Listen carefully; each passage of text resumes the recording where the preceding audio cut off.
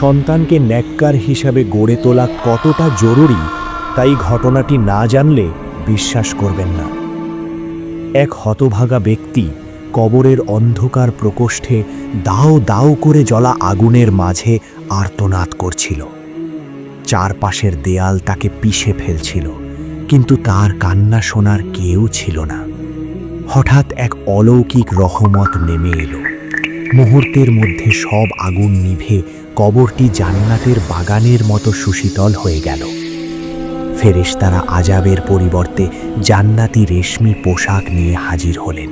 লোকটি অবাক হয়ে জানতে চাইল, আমার পাপের তো কোনো ক্ষমা হয়নি, তবে কেন এই হঠাৎ পরিবর্তন? ফেরেশতারা উত্তর দিলেন, এটা তোমার ইবাদতের ফল নয়, বরং তোমার রেখে যাওয়া মাসুম বাচ্চার উসিলা।